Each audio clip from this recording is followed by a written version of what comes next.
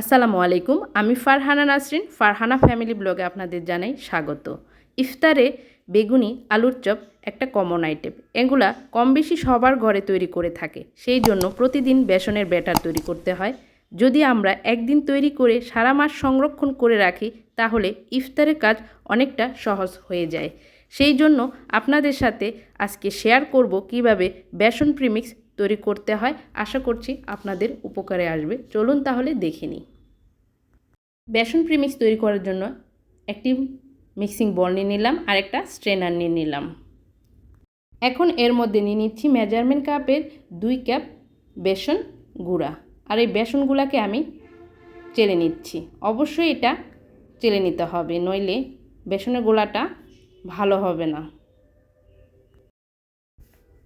দেখুন আমি বেসনগুলোকে চেলে নিচ্ছি। চেলে নেওয়ার পরে এর মধ্যে দলা বের হয়েছে, সেই জন্য আমি বলছি বেসনগুলোকে চেলে নিতে হবে। এখন আমি এর মধ্যে দিয়ে দিচ্ছি 1/4 কাপ পরিমাণ চালের গুঁড়া। এতে করে বেগুনি ভাজার পর বেগুনিটা মসমসে হবে। এখন আমি এর মধ্যে দিয়ে দিচ্ছি 1 চা চামচ পরিমাণ মরিচের গুঁড়া, আর দিয়ে দিচ্ছি 1/2 চা চামচ পরিমাণ হলুদ গুঁড়া, আর দিয়ে দিচ্ছি 1 চা চামচ পরিমাণ রসুন গুঁড়া, আর দিয়ে দিচ্ছি 1 চা চামচ পরিমাণ আদা গুঁড়া, আর দিয়ে দিচ্ছি 1 চা চামচ পরিমাণ বেকিং পাউডার, আর দিয়ে দিচ্ছি 1 চা চামচ পরিমাণ লবণ।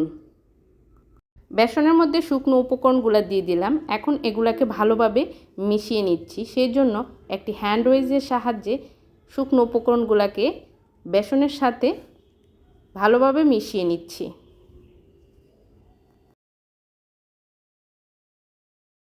এখন এই বেসন প্রিমিক্সটা আমি একটা এয়ারটাইট কন্টেনারের মধ্যে ভরে রাখতেছি। আশা করছি আজকের এই ভিডিওটি আপনাদের উপকারে আসবে। আর এইভাবে বেসন প্রিমিক্স তৈরি করে সারা মাস জুড়ে সংরক্ষণ করে ইফতারের সময় ঝটপট বেসনের ব্যাটার তৈরি করে বেগুনি আর আলুর চপ তৈরি করতে পারবেন। সবার সুস্বাস্থ্য কামনা করে বিদায় নিচ্ছি। আল্লাহ হাফেজ।